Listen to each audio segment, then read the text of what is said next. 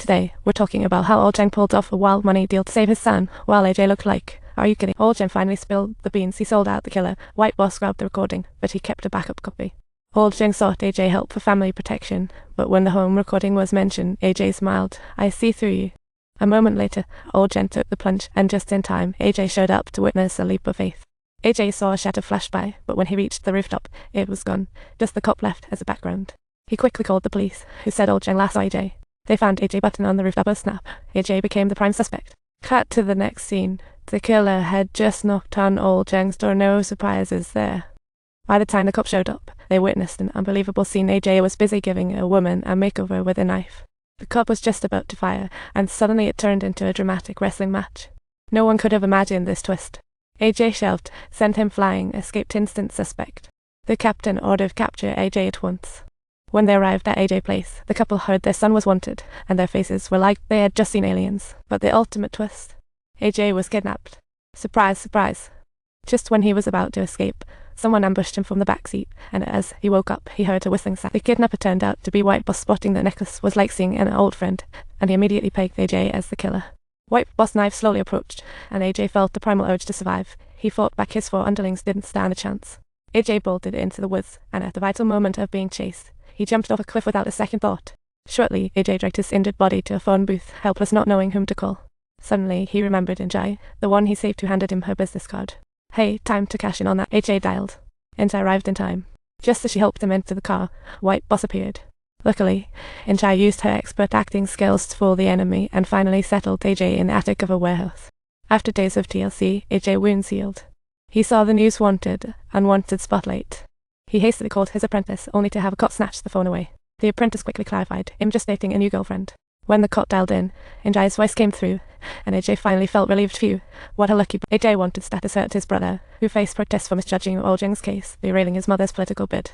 Later that evening, AJ suddenly had a headache like a hammer, recalling White Boss words. Suddenly, he realized someone was impersonating him to kill.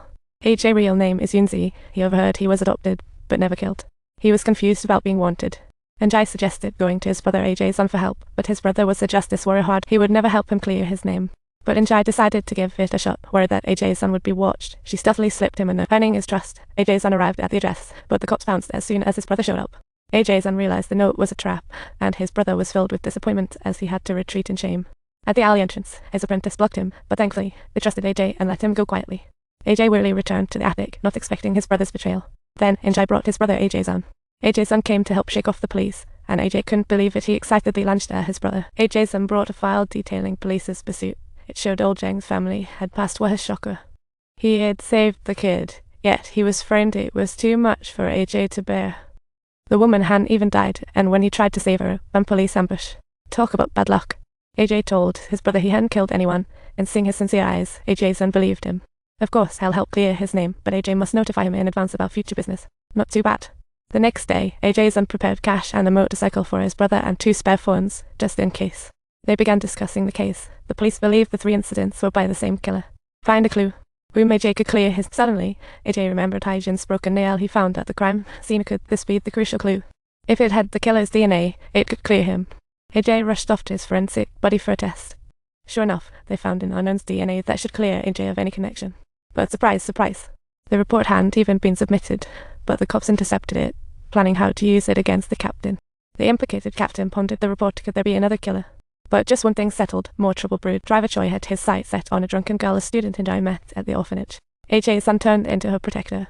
The girl had no clue, but the driver took the car to a secluded spot, and her alarm bells started going off. Moments later, the girl weakly called Njai for help, but her phone was snatched away. By the time Njai arrived, the cops were already there. Thanks to the phone's tracking, Njai searched and finally found the lost lamb.